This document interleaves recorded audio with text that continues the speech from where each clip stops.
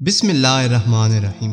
یہ بات ہے 1967 کی، جب گریس کی ساحل سے صرف چند کلومیٹر دور سمندر میں کچھ ایسا ملنے جا رہا تھا جو آنے والے وقت میں آرکیالوجسٹ کے لیے بہت ہی زیادہ حیران کن اور ضروری تھا۔ 1967 میں نیکولس نامی ایک آرکیالوجسٹ گریس کی ساحل سے تھوڑی ہی دور ایک آئرلینڈ پر گیا جو ایلفونس کے نام سے جانا جاتا ہے۔ ہر بار نیکولس اس آئرلینڈ پر کچھ نیا تلاش کرنے جاتا تھا، پر ہر بار ناکامی اس کا مقدر بنتی تھی، لیکن اس نے ہمت نہ ہاری۔ اس بار نیکولس کو خود بھی اندازہ نہیں تھا کہ وہ پانی کے اندر ایک بہت بڑے شہر کی تلاش کرنے جا رہا ہے۔ کیو ٹی وی کی ویڈیوز میں ہم آپ کو ایک بار پھر سے خوش آمدید کہتے ہیں۔ پیارے دوستو، اس بار نیکولس نے سمندر میں پھر سے چھلانگ لگائی، اس امید کے ساتھ کہ اس بار اس کو کچھ نیا مل جائے۔ جب وہ سمندر میں تقریباً 13 فٹ نیچے گیا تو اسے چند پتھر نظر آئے جو دوسروں سے مختلف تھے۔ ان کی شیپ ایک ریگولر پیٹرن میں تھی، یہ کسی بھی طرح سے قدرتی نہیں لگ رہے تھے۔ جب اس نے مزید غور کیا تو اسے پتہ چلا کہ یہ کوئی اور پتھر نہیں بلکہ ایک عمارت میں لگنے والے پتھر ہیں، اور یہ ہزاروں میٹر کے ایریا میں پھیلے ہوئے ہیں۔ اس نے جب ان پتھروں کو دیکھا تو سوچنے لگا کہ ایک عمارت میں لگنے والے پتھر یہاں کیا کر رہے ہیں، اور وہ بھی اتنی زیادہ تعداد میں۔ یہ جاننے کی جستجو میں وہ واپس آیا اور اپنی پوری ٹیم کو وہاں لے گیا۔ اس کے ساتھ آئی ہوئی ٹیم یہ سب دیکھ کر حیران رہ گئی۔ جب انہوں نے مزید تحقیق کی تو انہوں نے ایسے سامان کو دیکھا جو انسانوں کی روزمرہ کی زندگی میں استعمال ہونے والا سامان ہے، جیسے کہ مٹی کے برتن اور سٹول وغیرہ۔ وہاں صرف اتنا ہی نہیں تھا، پتھروں سے بنی ہوئی بلڈنگز کے ڈھانچے اور سڑکوں کو بھی دیکھا گیا۔ یہ سب دیکھ کر یہ معلوم ہوتا تھا کہ یہ کوئی ایک یا دو بلڈنگ نہیں تھی بلکہ پوری کالونی تھی۔ نیکولس کی محنت رنگ لے آئی تھی اور اس نے صدیوں پہلے تباہ ہونے والا شہر تلاش کر لیا تھا۔ اس شہر کو پاولو پیٹری کا نام دیا گیا، جس نے اس وقت کے ریسرچرز کی نیندیں حرام کر رکھی تھی کہ آخر یہ شہر کتنا بڑا تھا اور یہاں کے رہنے والے لوگ کس دور میں رہتے تھے، کیونکہ انہوں نے اتنی پلاننگ کے ساتھ اس شہر کو بنا رکھا تھا۔ اور اس سے اہم یہ ہے کہ کہیں یہ وہی اٹلانٹس تو نہیں جو 11,000 سال پہلے ایک خوفناک تباہی کا شکار ہو گیا تھا۔ یہی وہ سارے سوال تھے جو ہمارے آرکیالوجسٹ کو بے چین کر رہے تھے، اور کئی سالوں کی محنت کے بعد بھی وہ ان کے جوابات جاننے میں ناکام تھے۔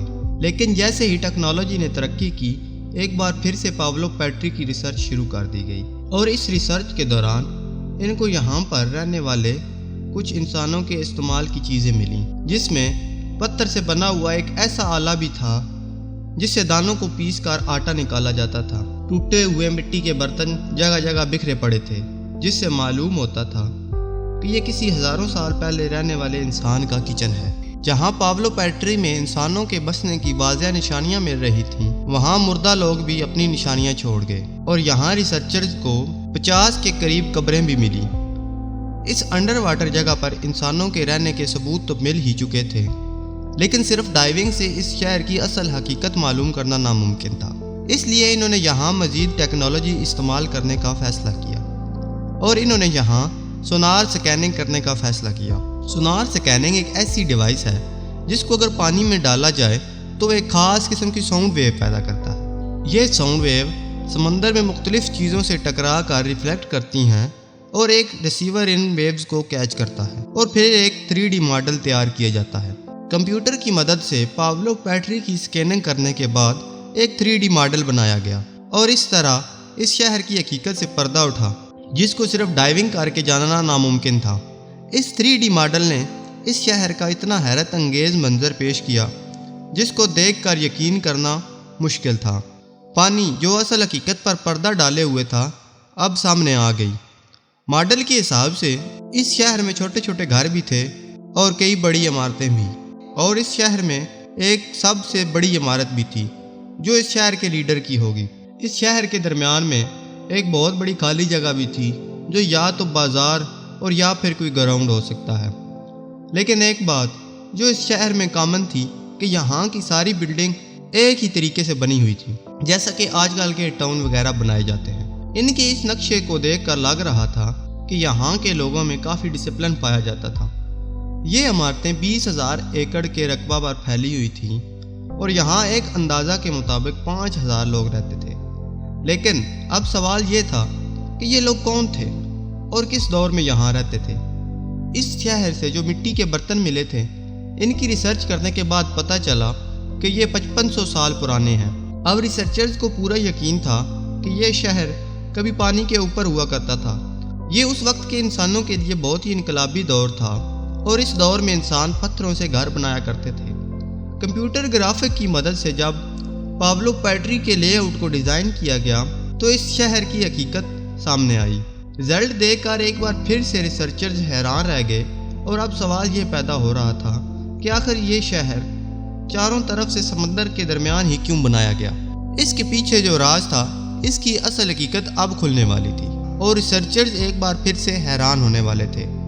پابلو پیٹری کی لوکیشن کچھ اس طرح سے ڈیزائن کی گئی تھی کہ یہاں سے پوری دنیا میں تجارت کی جا سکتی تھی۔ پانی کے اندر کچھ ایسا سامان ملا جس سے یہ معلوم ہوتا تھا کہ یہ لوگ کپڑے کا کاروبار کرتے تھے۔ پہلے دور میں جب کپڑا بنایا جاتا تھا تو کپڑوں کے کناروں پر ایک مخصوص قسم کا پتھر باندھا جاتا تھا تاکہ کپڑے کو بننے میں کوئی پریشانی نہ ہو۔ اس پتھر کو لونگ ویٹ بھی کہتے تھے۔ اس سے یہ معلوم ہوتا ہے کہ اس شہر میں رہنے والے لوگ پوری دنیا کو کپڑا ایکسپورٹ کرتے تھے، کیونکہ ریسرچرز کو پانی کے اندر اس طرح کے بہت ہی زیادہ لونگ ویٹ ملے تھے۔ اس لیے یہ کہنا غلط نہیں ہوگا کہ پابلو پیٹری اس دور میں ترقی یافتہ ملک ہوا کرتا تھا۔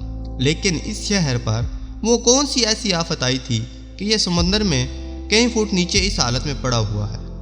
ریسرچرز کے مطابق راتوں رات یہاں پر کچھ ایسا ہوا جس سے یہ شہر تباہ ہو گیا۔